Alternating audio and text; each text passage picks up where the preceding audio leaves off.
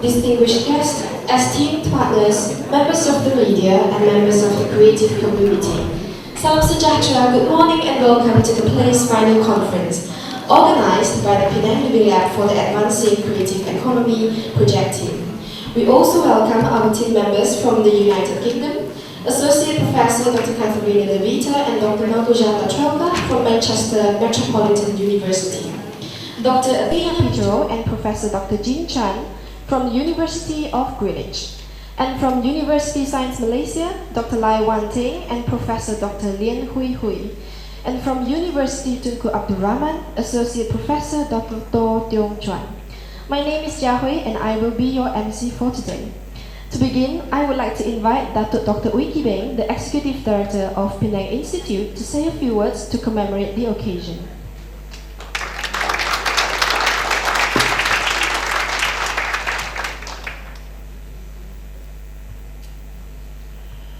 Good morning, everyone. Welcome to Penang Institute and to Penang for those who have flown in. I'm just to give the welcoming remarks, so it's a very short speech, right? But I see that there are so many important people here that I should mention, so it will probably be longer than my speech. But of course, they're important people, important to the project and so on, and of course we should start by mentioning as many of them as possible. Some are still on the way. First, I would like to mention YB, Mr. Wong Hon Wai, the Penang State Executive Councillor for Tourism and Creative Economy, for being here. He will be saying a few words later. And then YB Stephen Sim, who is on the way, he's stuck on the bridge, but he'll be here very shortly. He's of course the Minister of Entrepreneur and Cooperative Development. Some of you might not know it, but he was one of the leaders of Penang Institute before I came back 10 years ago. In fact, he was one of those who came down to Singapore to get me to come back. So he's an old friend, but he'll be here soon. And then my old friend, another old friend, Shalina, YB Shalina Abdul Rashid. Is she coming here? Ah, there she is. Good morning, Shalina. Hi. Shalina is the Member of Parliament for this district, Bukit Dera. And then Mr. Lee Kai Lun, has he turned up yet? Well, he'll be here soon. He is a member of the State Legislative Assembly. Dato Ong, another old friend, Dato Ong Bileng, who is the CEO of the Penang Women's Development Corporation. Professor Dr. Intan Hashima Muhammad Hashim, who's sitting here. And of course, another old friend, Joe Sidek, who's at the end here. And Mr. Lee Kai, Chairman of the Penang State Art Gallery and the advisor to the Penang Art District, which is at the moment based in Penang Institute itself. And Mr. Kevin Aziz Lee, Kevin's there, good morning. And Encik Muhammad Nabil Fikri bin Busra, he's not here yet. Okay, and Mr. Lim Chong Seng, Director of Digital Penang. I saw him earlier, so he should be in here. Mr. Kor Wen Su, who's here, of course, yeah, co-founder of the Malaysian Creativepreneur Strategic Alliance. Well, that's the whole list. I'm sure it doesn't mean the rest of you are not VIPs. You're all very welcome to Penang Institute and to this very important event, which is the final conference of a very, very important project that we have done with all the others. Now, needless to say, Penang Institute is of course very honored to have been part of this project. I thank the partners involved in this wonderful initiative. Now, Penang Monthly, our magazine, this one, has a very informative article on the project itself, PLLACE, this very month. So make sure you pick one up on the way out. We timed it especially for publication for this occasion itself. So make sure you get a copy. Now, Penang Institute has been supportive of PLLACE all the while. We believe strongly in the creative economy, and we think that the next leap in Penang's cultural and economic development will be in creative industries, be this in architecture or high-tech production, in music, in entertainment, or in pictorial art. In fact, it was on the suggestion of Penang Institute that the portfolio of creative economy was created a few years ago by the Chief Minister. Now, just to add a few points before I end, I have worked for quite a long time in the think tank business and in research, and there are some key notions that I cherish, that I have learned over the years, that I wish to highlight to end my opening speech. Considering creativity in society as a whole, one should think, I believe, in terms of one ecosystem. One has to think of the whole setup, the whole political and economic system, the ecosystem. Organic growth. Organic growth is important. Things come from the bottom very often. I won't say bottom, middle too. That's another point I'd like to make. We have to focus on middle out processes, not top down, not bottom up. Most things actually happen from the middle. And I think the lazy way of thinking, like many academics and even consultants do, of talking about top down or bottom up, misses the point. It is middle out, especially in Penang. Yeah, so I think this is one of those projects we actually do come in at the middle out point. So I think that's why it's effective. Synergy.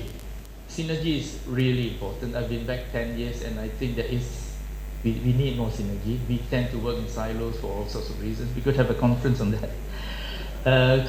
Qualitative assets instead of quantitative or even institutional assets. Penang is such a place. Of course, this is tied to organic growth.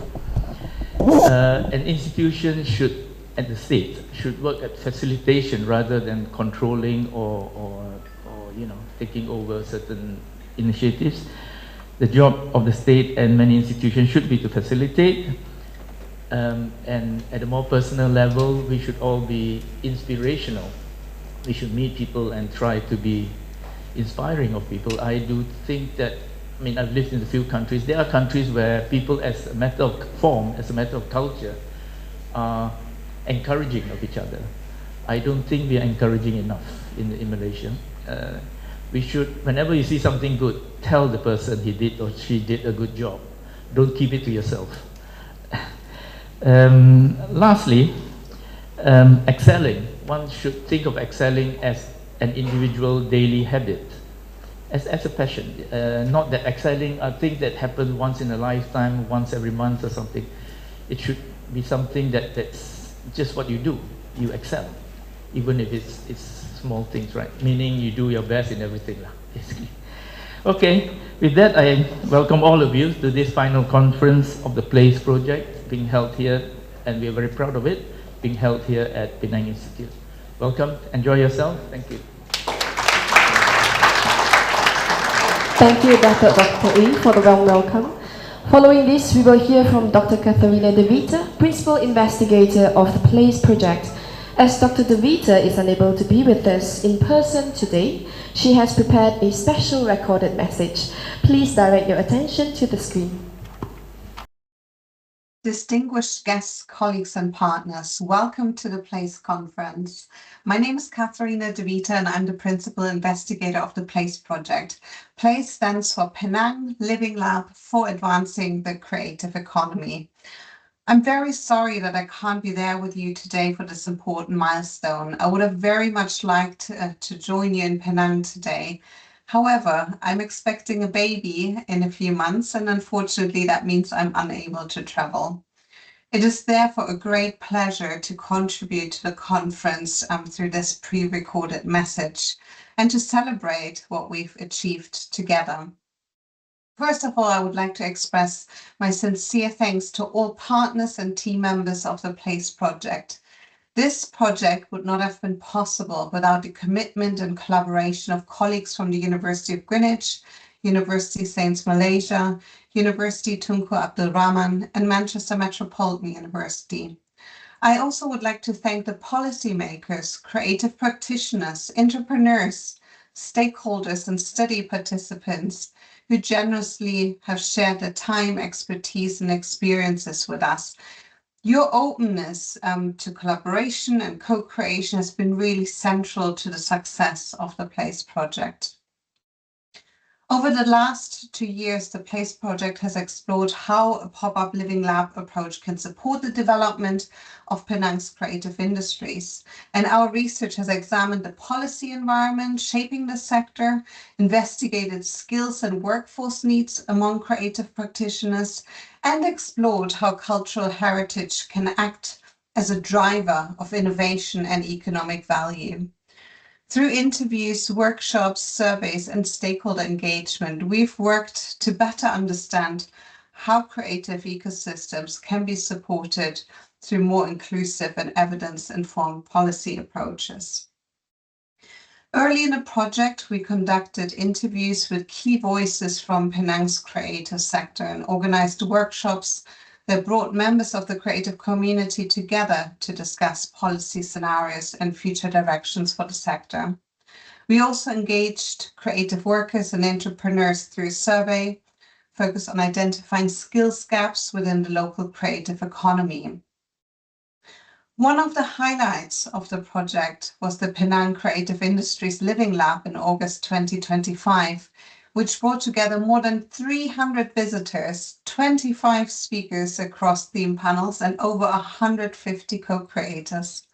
The Living Lab created a collaborative environment in which creators, entrepreneurs, researchers, and members of the public could exchange ideas and help shape possible futures for Penang's creative industries.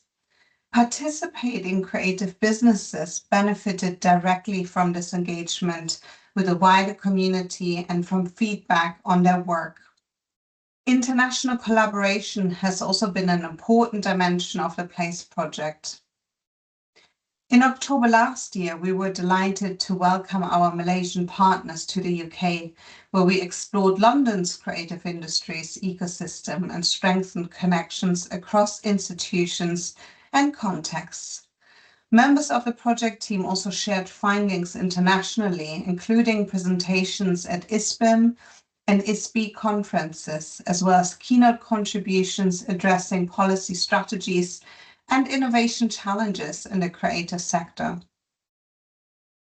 In recent months, we launched the PLACE Upskilling Training Series in Penang, supporting creative entrepreneurs through practical learning in entrepreneurship, branding and marketing, and intellectual property protection. These themes reflect the skills needs identified through the project and aim to contribute to a more resilient and sustainable creative economy.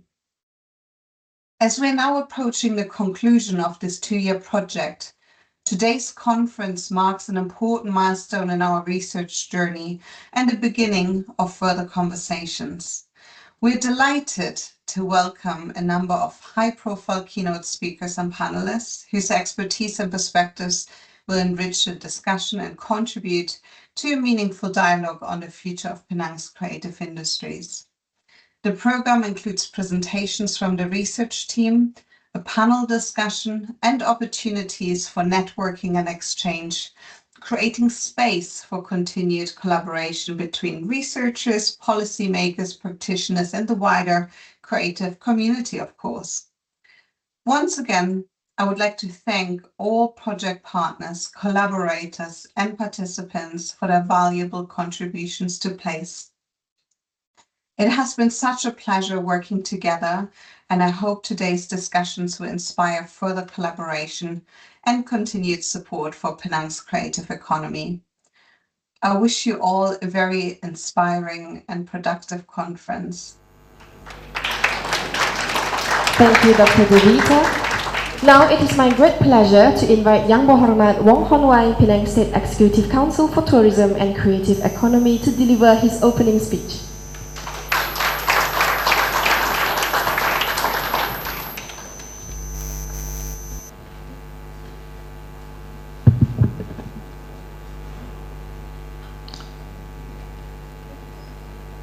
Yang Berhormat Saudari Selina Abdul Rasid, Member of Parliament for Bukit Bendera.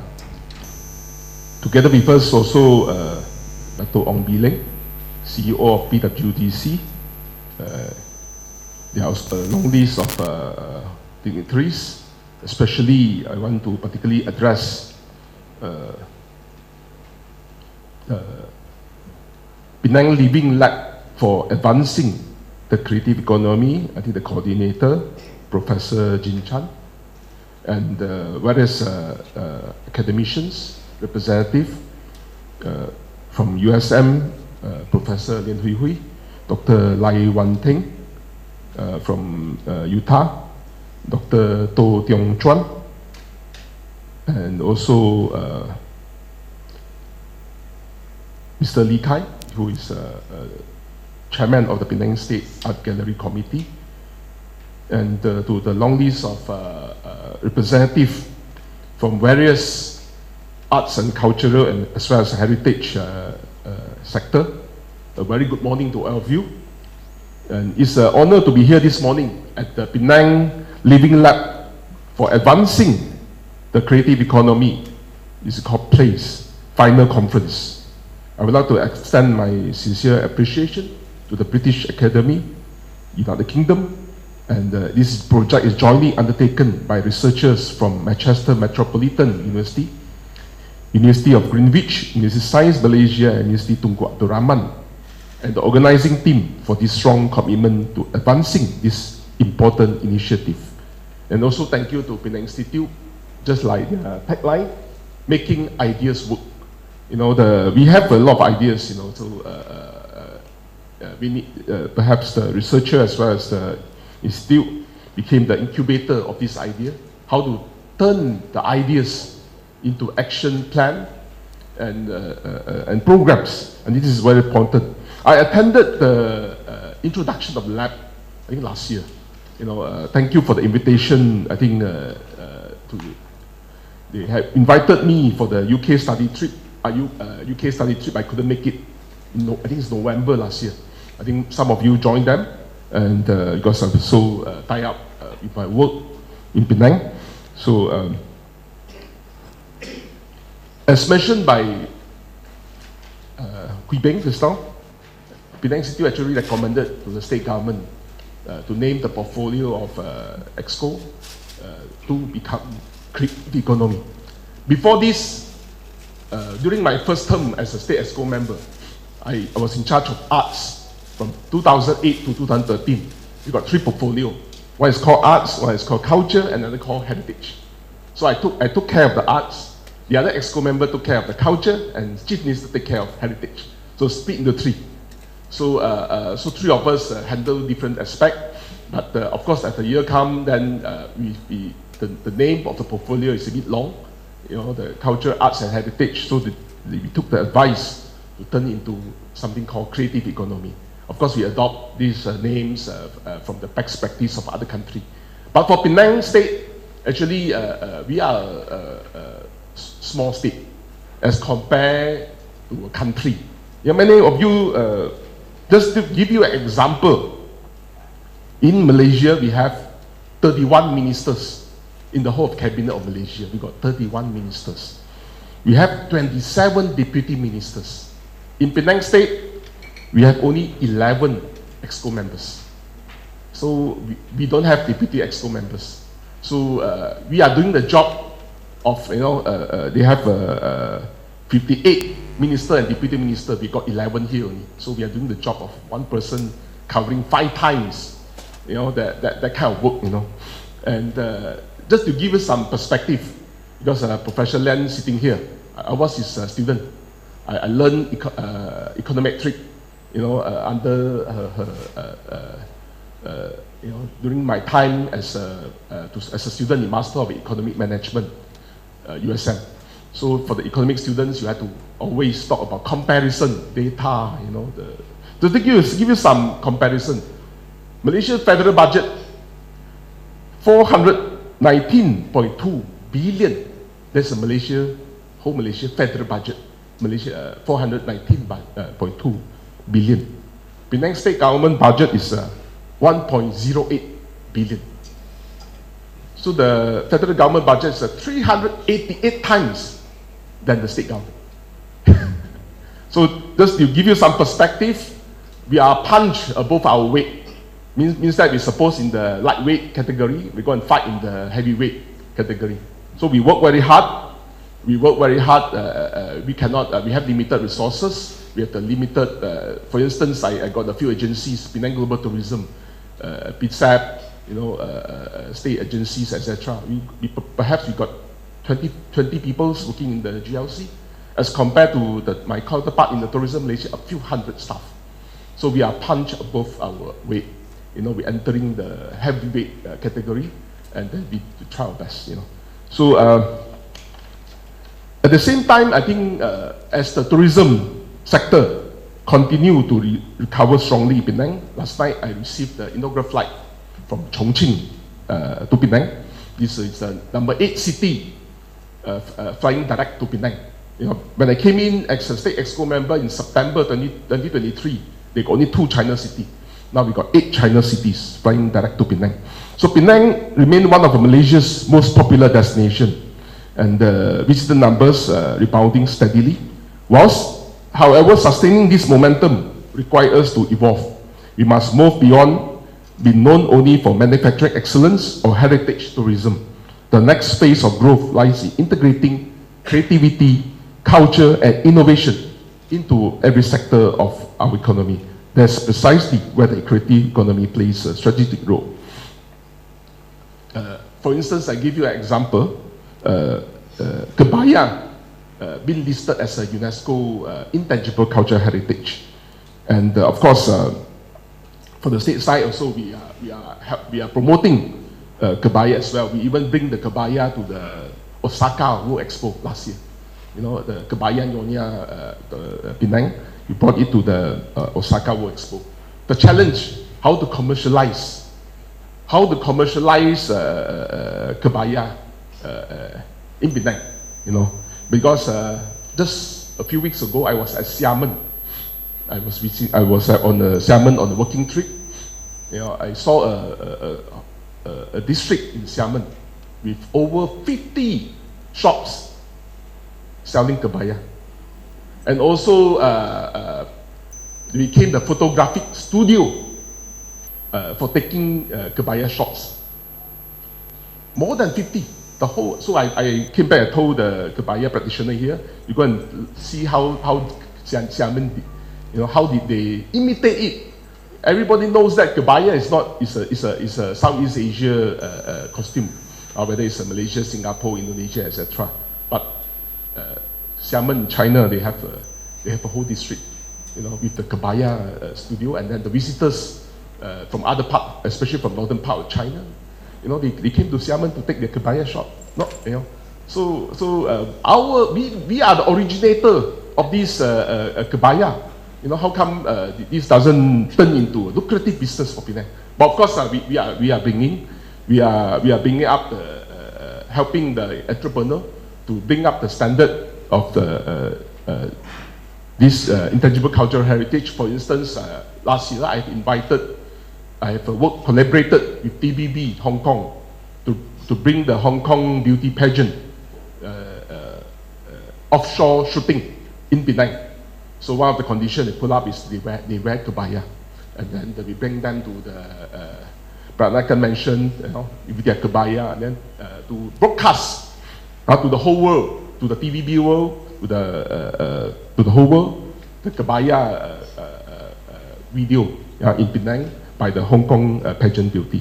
So this is one example, one of the challenge. We try our best to broadcast to the world, but the other part of the other city, they benefit from our products. So that remains the challenge for us.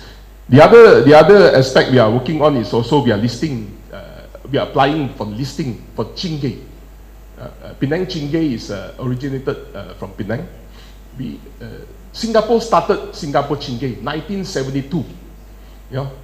They started much later than us, 1972. So I was invited to send troops to Singapore. We sent Penang Chingay to Singapore since last year and this year. This year we brought two Chingay flags. One is with the name Kebaya, Warisan Bersama, with a Kebaya dress there, the Chingay up, and then the other one is on the Penang food, the road to UNESCO on Penang. You will see these Chingays in some of the functions we organized just recently in Chap Gome, so you will see it.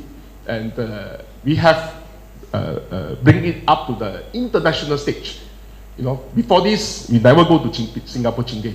We only having our Penang Chingay parade, and now we have brought to the international stage, and we are moving towards the UNESCO heritage listing, and we hope that we can get that listing as early as December 2027, because there's a long list of application by other countries. So the earliest we can get perhaps is 2027, end of 2027.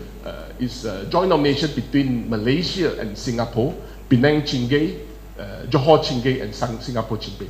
The challenge remains, how do we turn all this, we can bring it to the international stage, and how do we turn this into something viable, commercial products, so that our practitioner can be sustainable. Recently, I also visited China, because we are not only exporting Chingay to Singapore, we are now putting our flag in China. We have worked out with academician which is from Penang, and we have collaborated with Quanzhou. So there's one Chingay. There's already a few Chingay flags in Quanzhou, Hokkien, Fujian, China. So we got about 2 teams of mainland Chinese playing our Chingay, practicing our Chingay in China. So we exported out of it. So we are collaborating with our international partners to expand our cultural identity, and of course, we are working very hard to advancing the title, advancing the creative economy. The creative part is done, but the economy part, I think, is still. I think we have to. We are still in the searching of direction, etc. So we are already begun strengthening the creative ecosystem. We are supporting creative festival, cultural events, enhancing public spaces for creative expression. We have applied to the federal government for allocation of, I think, remember, 15 million to upgrade Dewan Sri Penang. It's going to start, I think, perhaps this year, and we have worked with the private sector to build the Penang Waterfront Convention Center. Just last month, we hosted the homecoming recital for pianist Vincent Ong. This may not be an ideal location. PWC may not be an ideal location for the homecoming recital, but I think this is the best we can offer as of now. So we are working on to improving the infrastructure, public spaces for creative expression, promoting Penang as a UNESCO World Heritage Destination, and expanding digital and creative content opportunities. We have a GLC called Digital Penang. We are working very hard for that. So various experts have been, this effort are part of a broader vision to position Penang not only as a manufacturing hub, but also as a vibrant, creative, and culturally rich destination in the region. So we are working to enhance the visitor experience by integrating creative elements into tourism offerings, whether through cultural storytelling, immersive experiences, or community-based initiative. Just Q1 2026, we have launched 2 galleries by the Penang State Government. Number 1 is the Penang Automotive Gallery at number 57 Macalister Road, which is a gallery which houses the various mode of transportation. I should say it's various land mode of concern, including the trishaw, bicycles, old cars, and etc. And also we have also launched the Archaeology Gallery of Wakapa at Seberang Pride Utara, in which we also house the skeletons of Penang women, which can trace back to 5,000 years of history. So actually, this is very interesting gallery. Both of these are the parts of effort we have to from the state government side, and also of course the private sector. Many of them have worked with us. And yesterday I was at the offshore platform of Forest Island. There's another new tourism offering by the private sector. So we work together the government, the state government, the federal government, as well as the private sector, we work together to enrich and also to enhance the creative system for Penang. So let's welcome Yang Berhormat Saudara Steven C, my colleague.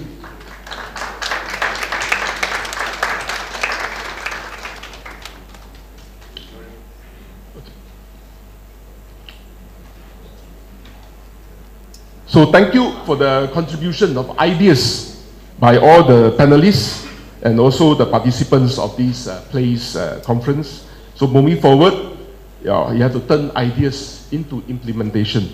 As I mentioned, this is not only solely on the job of a state government, because there are also various stakeholders in the national level, in the municipal levels, in the private sectors, also in others industry as well. So to all the participants here today, I encourage you to engage actively, exchange ideas openly, and explore meaningful partnership. The future of Penang's creative economy depends on what have we built together today. With that, I would like to thank the PLLACE final conference organizer. Thank you for the invitation. So I wish all of you a productive, insightful, and inspiring session ahead. Thank you very much. Thank you everyone. While we may kindly invite you to remain on stage as we proceed with the certificate presentation ceremony. So this certificate presentation ceremony is for the PLLACE Upskilling Training Series. May we also invite Professor Den Pui Hui to join YB on stage for this presentation. Next, we would like to invite our trainers. First, we would like to invite Ms. Venus Kong, Brand Strategies and Chief Brand Officer of Massverse. Mr. Lim Chong Seng, Director of Digital Penang. And Mr. Cole Vunsu, Partner at Vunsu and Kok Thai.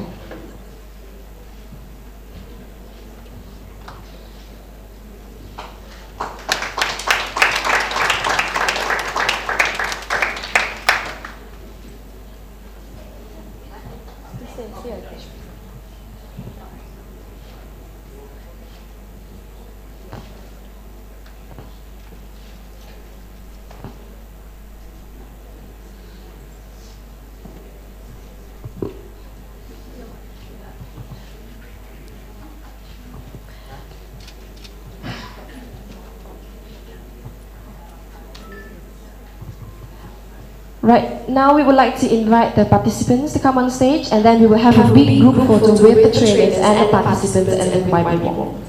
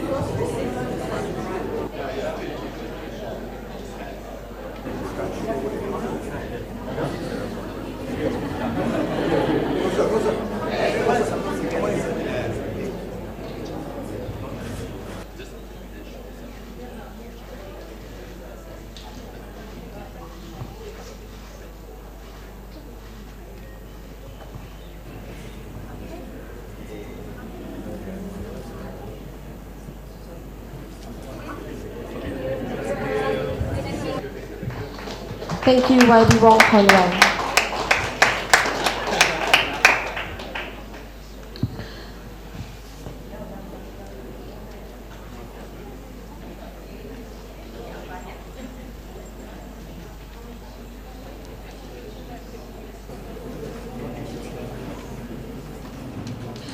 Next, we are honoured to invite Young Working Rep Stephen Sim Chiong, Minister of Entrepreneur and Cooperative Development, to deliver his keynote address. Please welcome YB Stephen Sim.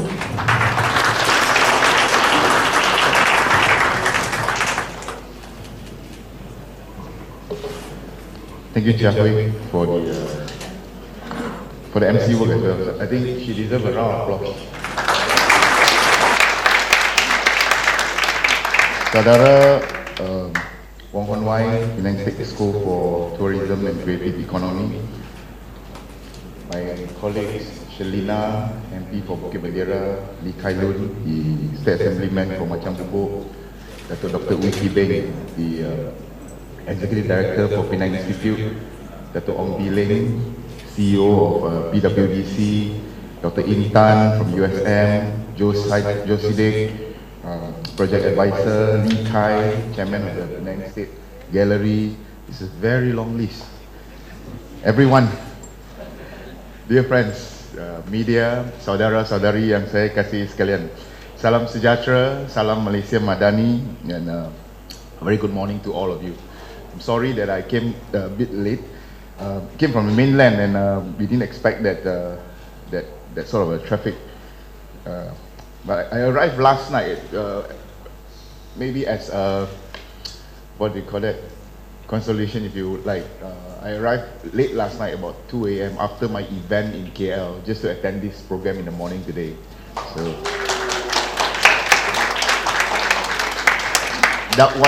Dawat merah di hujung pena, surat dikirim merentas salju. Seni adalah suara merdeka bila kata-kata dah tak mampu.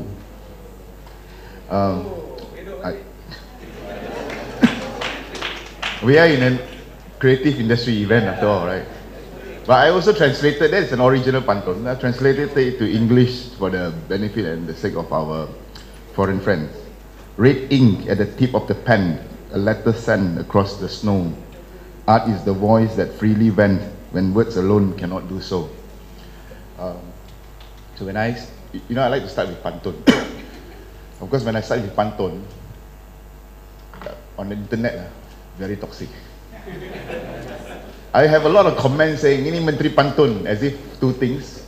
The message that they want to send is, of course, number one, this Menteri cannot do anything except pantun. And number two, as if pantun is of no value, right? The reason why I do pantun is, of course, it is a celebration of our. I've not even gone into my speech yet. It's the introduction and justification why we need a bit of creativity.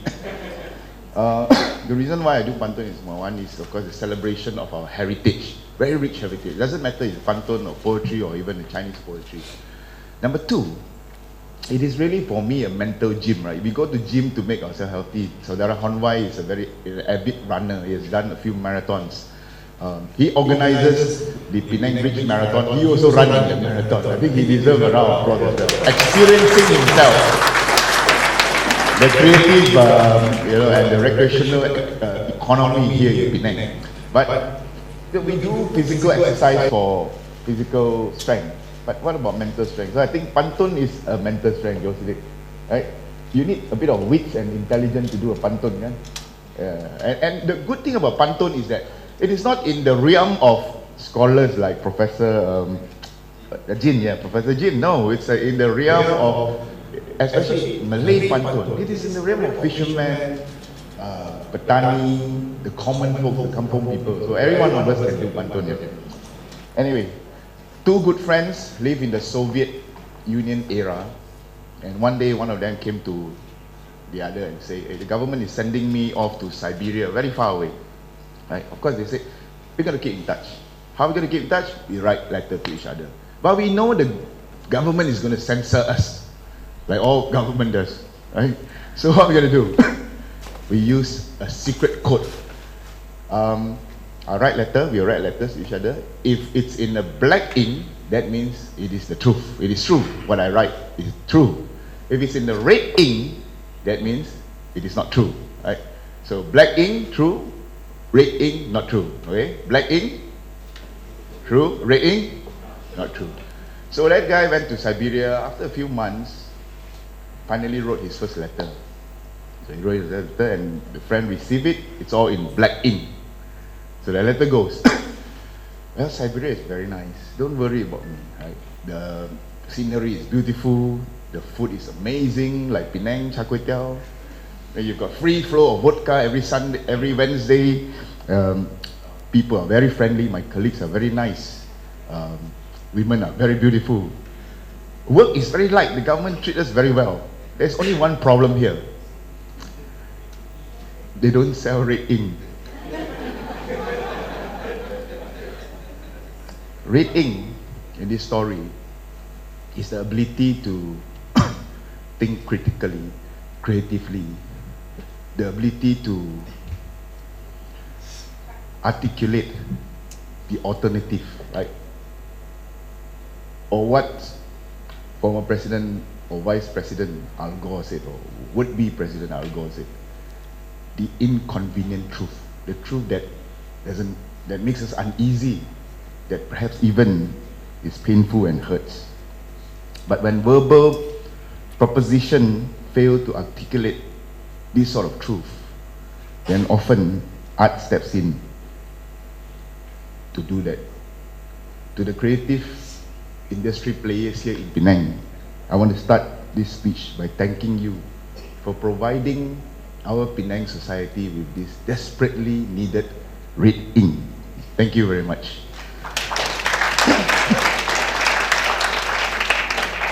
Of course, I know it's not easy, right? It's not easy to be a red ink person. Not in politics, not in arts, not in business. A few weeks ago, of course, we were treated gloriously to a 2-hour of recital of Chopin by our very own Penang boy, Vincent Ong. I don't know how many of you were there. Can I have a show of hands? Only one. You didn't go. You didn't get the tickets. So, of course, Vincent Ong won the Polish Frédéric Chopin piano competition. It's basically the Olympic of piano, and he was fifth place, right? Very prestigious. I had a short interview with him before the show in the afternoon, and one of the sponsors actually said this. He said, well, Vincent, you are an inspiration to, aspiring musicians. There is a proof. This is the proof that there is a future in something so not lucrative like playing the piano. And I thought Ong, being a very young person, he was very wise. He quickly interjected. And then he said this. He was very humble. He said he did not aspire to be such an inspiration because he knows it is not easy, right? And for somebody to be in his position in this field, it takes a lot of skills and hard work, yes, but it also takes a lot of good fortune, right? So he said, no, I'm not here to encourage everyone to do the same, to give you a false hope that if you send your son to play piano and train on Chopin at 4 years old, you're going to make it big, right? So this definitely highlights the very central and very real tension between what I call the intrinsic value of aesthetic versus its utility. In other words, the appreciation of art in itself versus practical profit, right? And this is not just some Kantian philosophy, right? Purposiveness without purpose. No, but it has a very real and pragmatic implication on our day-to-day decision making and in our policy thinking. Case in point, recently I spoke to an owner of a luxurious hotel in Penang, and he was complaining. He said he was being criticized for gentrification because he has refurbished and restored a row of heritage shophouses into very, very expensive hotel. So he was criticized for gentrification, and I know we are very familiar with this sort of thing here in Penang. And of course, his own complaint was this: who is going to pay for all this? Who's going to pay the bill? And that reminded me back to the evening of Vincent Ong's recital. It was held at the Penang Waterfront Convention Center, right? The latest convention center at the Light. Hall packed, 800 people. The TYT was there, the Chief Minister was there, the Kuskok Minister was there. Right? 800 people, and they actually paid good money for it, you know. I was told that minimum about 100 over, and then maximum 400. People pay 400 ringgit to go to a concert in Penang. That I was pleasantly surprised. But so everyone went back happy in general, right?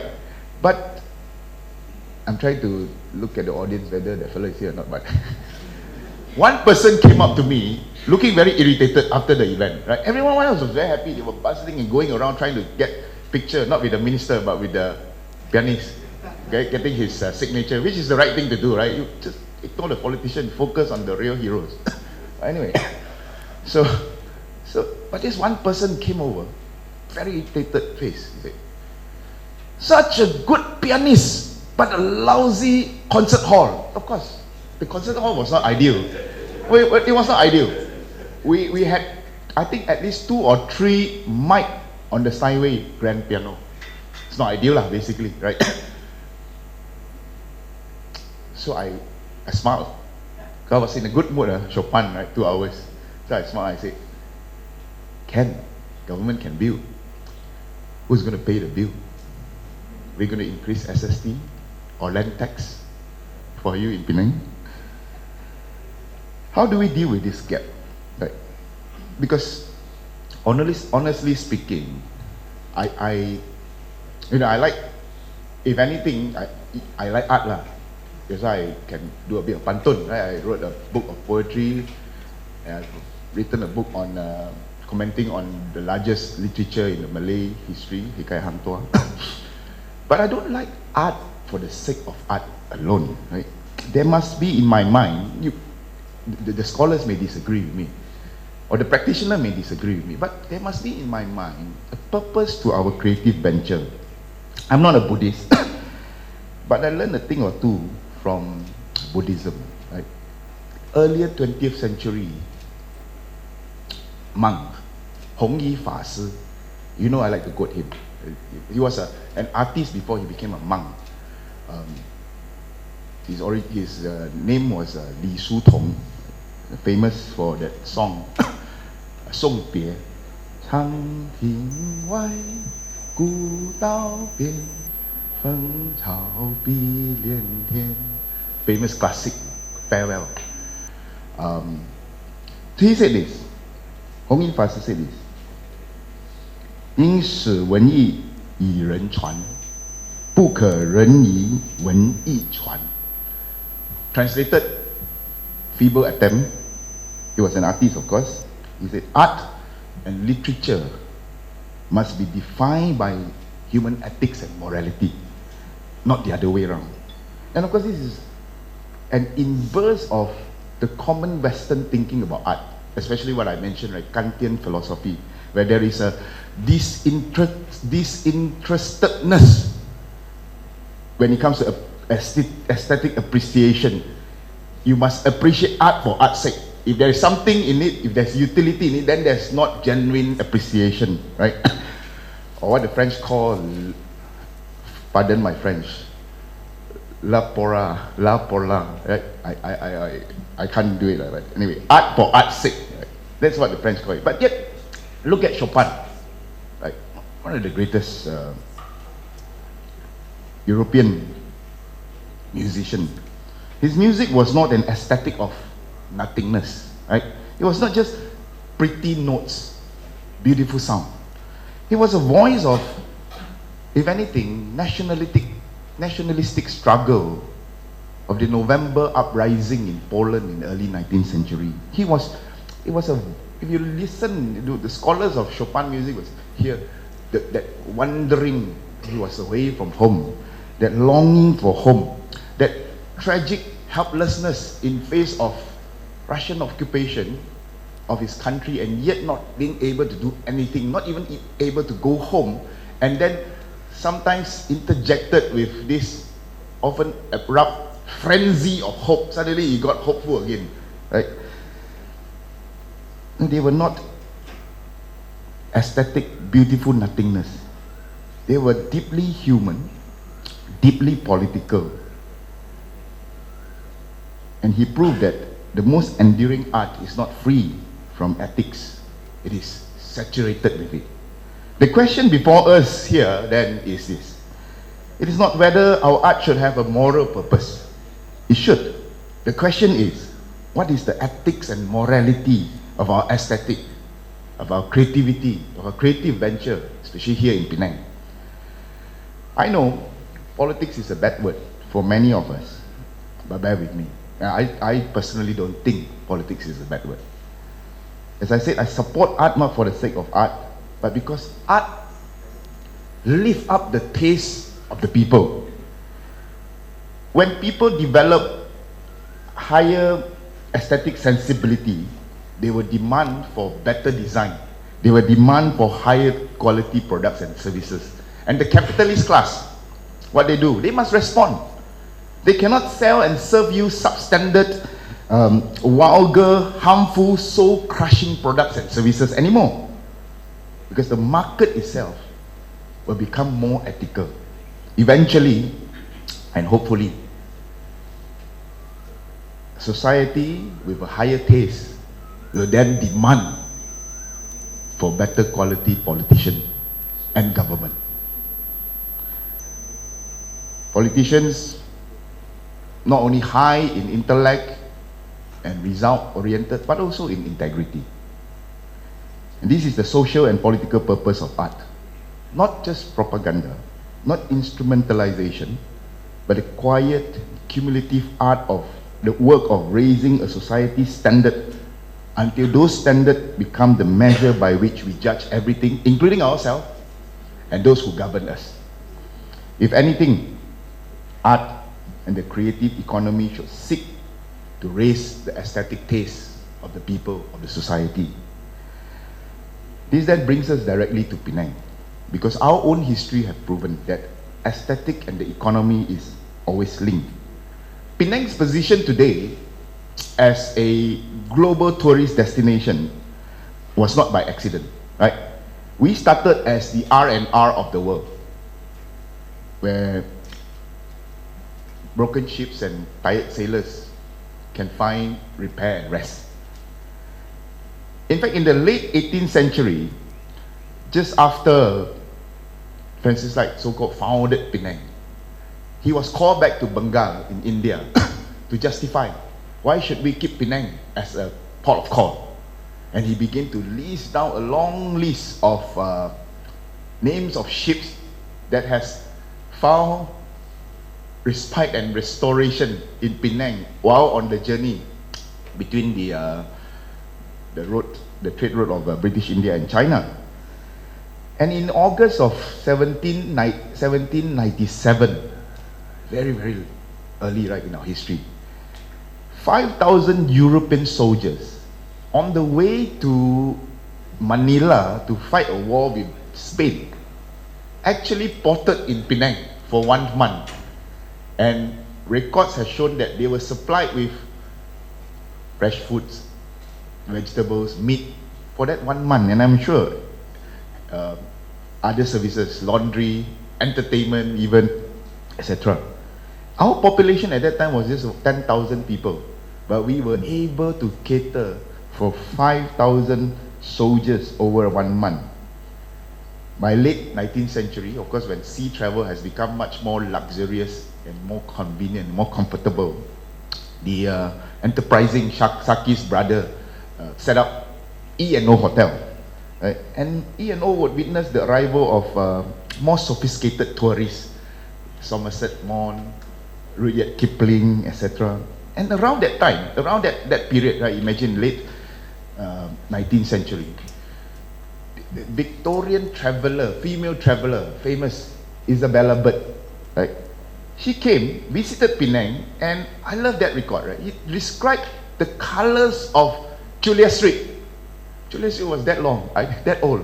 I was just hanging around in Julia Street over Hari Raya, recalling how it would look like during Isabella Bird's time, Victorian era basically, if you want to put that context, right? And this was her description. The bazaar of Julia Street, there were Malay bandanas, red turban cloth, red sarongs in silk and cotton and white and gold sprinkled muslin, the whole length of the very long bazaar blazing with color and picturesque beyond the description, with beautiful costume. She was not describing a factory. She was describing very much living aesthetic, right? One that was already drawing the whole world to our shores, even as early as the 18th and the 19th century.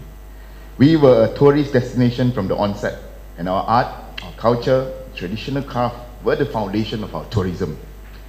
But Isabella Bird also noted something very, very crucial and important. Something very telling. That same street bazaar that sells all sorts of local craft also sold English and German cloth. The catch is this: it was sold at 50% of the price that she will pay in England. The tension of beauty and the discount has always been there, right?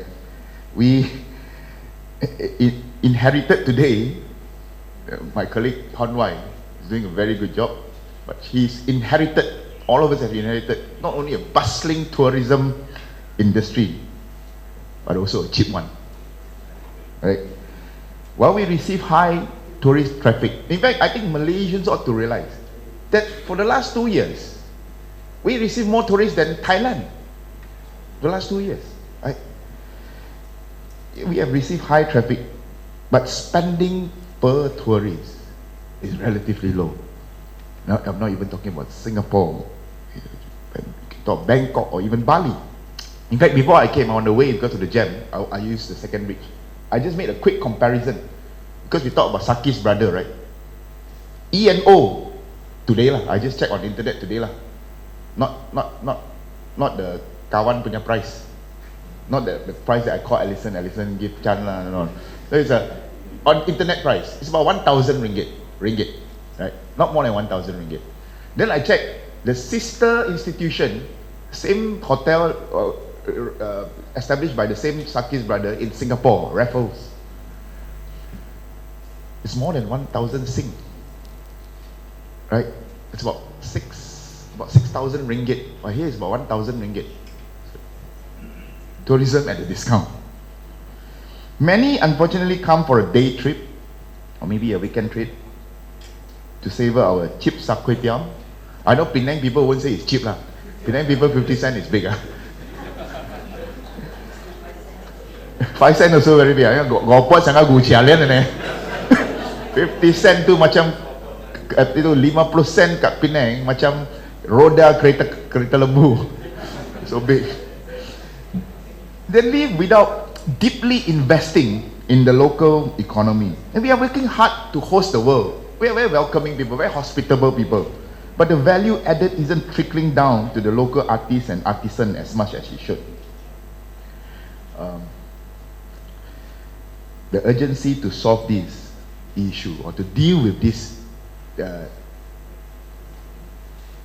dichotomy is much more now than ever, simply because the world around us is changing, and Penang must be ready. What is the situation, right? As a minister, I think I'm my colleague as well, MP, Adun and Exco. You go everywhere, people ask you when the war is going to end. Okay lah, I called Trump tonight and see lah. What is the situation of the world today? Right? About a month ago, or maybe a few weeks ago, I saw a YouTube video of I would call him the ASEAN statesman, Mr. George Yeo, former Singapore foreign minister. He described today's global geopolitics as using what this Liu Cixin three-body problem, the novel, right? If you read Santi, three-body problem. I can't understand the thing, right? So you watch the movie lah, Netflix got. That's for us who cannot read this artistic, complicated theory. So basically, the premise is that there's a planet surrounded by 3 suns, and therefore it becomes very chaotic. The gravitational pull cancel each other, affect each other. You cannot predict climate, you cannot predict temperature, you cannot predict anything, right? In such a planet. The movie is quite interesting on Netflix, the series. Season 1 just finished. I think season 2 coming. But so George Yeo used the 3-body problem to describe the multi-polarity of the world today. I thought I want to use something less intimidating. I said Malaysian traffic. Okay, what is the situation, the state of the world today?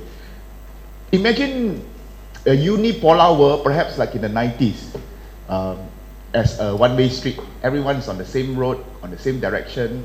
You know what to do, the rules are there, the mata is very, very clear. If there's a problem with the road, the mata will come and clear it off. That's USA lah. And then if you want to trade, you use USD. If you want growth, Washington consensus. And then you have the bipolar world. It's like our highway, 2-directional highway. Yeah, we choose our own lanes. You choose your own side, you choose your own blocks. But you know there are some mutual understanding and rules. You don't go on the other lane because it will be collision, right? And then now, in the multipolarity, in a multipolar world, what is it like? Not one way, not two way, it's like a roundabout. And not the KL roundabout, the Penang roundabout. You imagine, right? The buses, the lorries, cars, bicycles, what do you call that? Motorbikes, all trying to push their way around in the roundabout, trying to get their way. There's no line, there's no lane, there's no traffic light, and in Penang, almost no rules. Got traffic rules, please follow. That's my boss is Minister of Transport. But that is a situation. And if you are not careful, you will be knocked down. So this is the situation that we are in. We are in a 2+1 global conflict situation. What is 2+1? Number one, there's a Gulf War happening. If you remember the Gulf War in the 90s, at that time we were net exporter of petrol. Right? Today we are a net importer of petrol. That means what? That means our subsidy on petrol alone has gone up from 700 million a month to over 4 to 5 billion a month. There is a huge fiscal challenge that the government have to deal with. And when I say government, it means everyone, all of us have to deal with. But number two, this matter is made complicated by what I call Cold War situation. Because in the 80s, when there is a Cold War, you only have political decoupling. Then you choose your own bloc. You want the Western Liberal bloc or you want the Communist bloc of the East. But today, it is not just about political decoupling, it is also about economic decoupling. That means we are not just dealing with fiscal challenges, we are dealing with real economic structural challenges. Who are you going to buy from? Who are you going to import to? Now, this is the situation that we are in, right? Huge challenge. But the Chinese always say there is opportunity in crisis. 天下大乱，形势大好. The world is in chaos, and I think we have to understand that. My worry, I think government worry, week after week during cabinet is that Malaysians are not really worried yet. Like business as usual, right? Traffic jam still going on, everything's still going on. Yeah.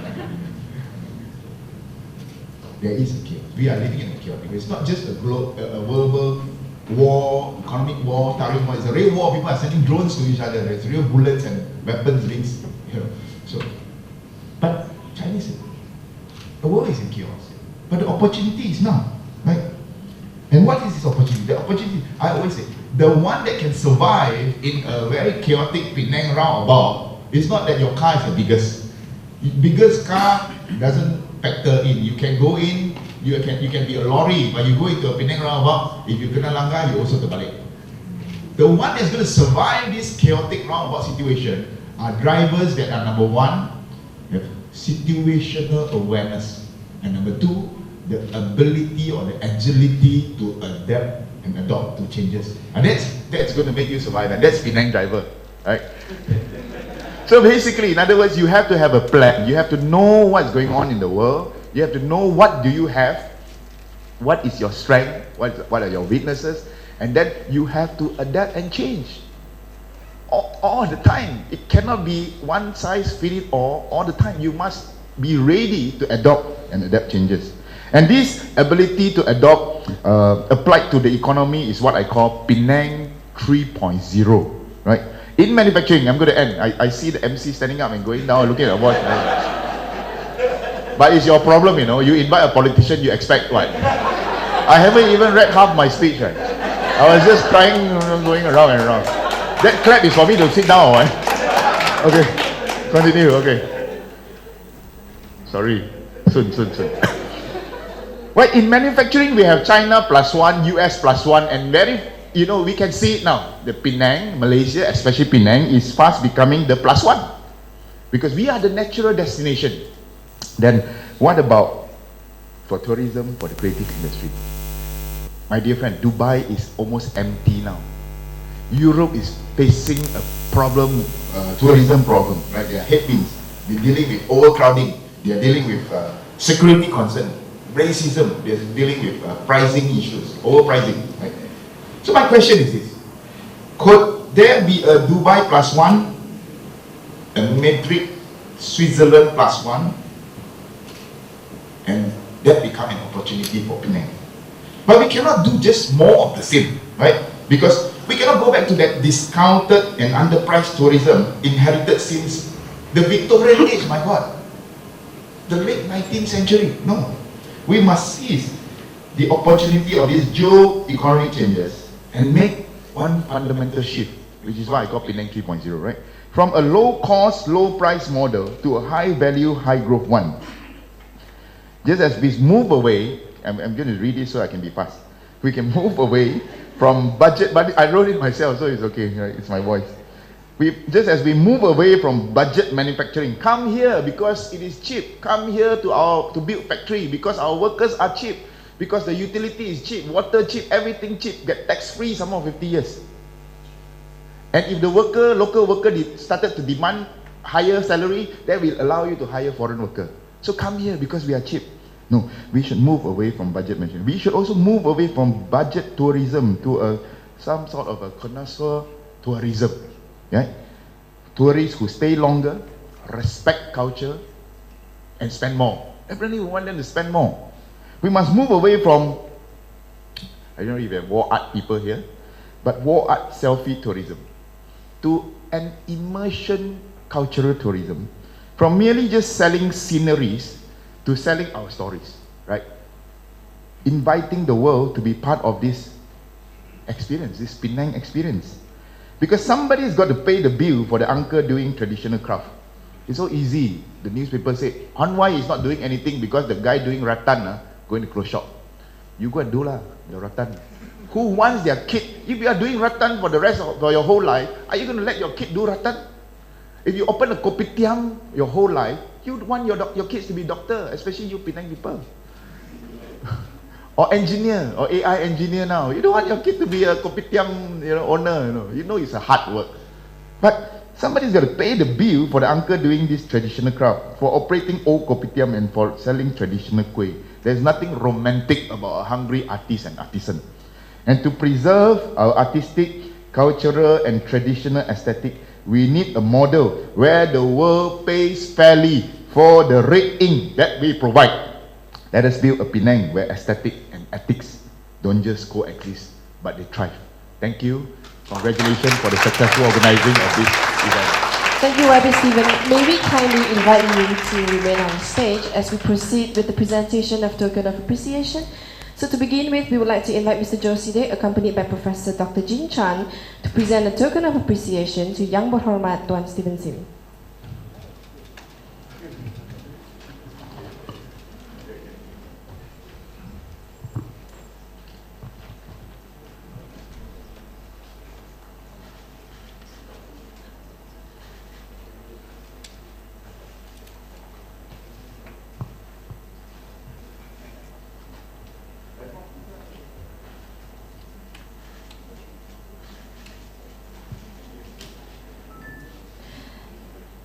Thank you, Yang Berhormat Stephen Sim. Now we would like to invite Yang Berhormat Tuan Wong Hon Wai to receive the token of appreciation.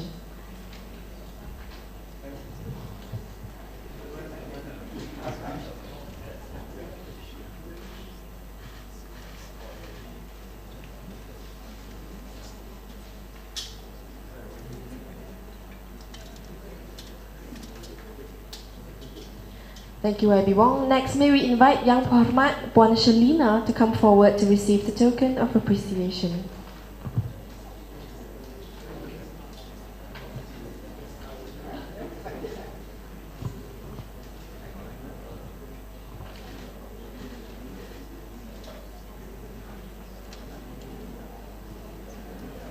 Thank you, YB Shelina. Finally, may we invite Yang Berhormat Tuan Lee Kai Lun to come forward to receive the token of appreciation.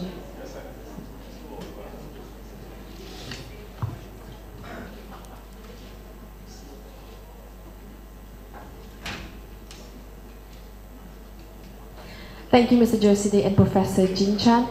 Before the group photo, we would like to invite Professor Dr. Intan Hashimah Muhammad Hashim, accompanied by Dr. Lai Wan Teng, to present a token of appreciation to our local support partner, who has been supporting the project since its early stages.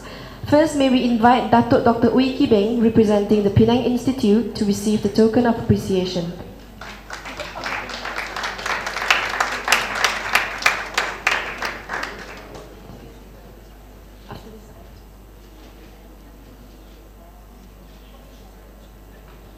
Next, we would like to invite Dato' Ong Biling, representing the Penang Women's Development Corporation, to receive the token of appreciation.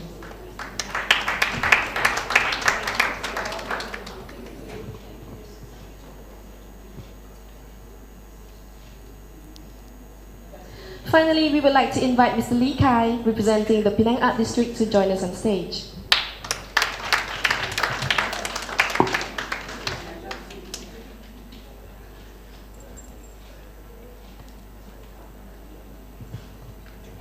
Right, thank you, Prof. Intan, thank you, Dr. Lai.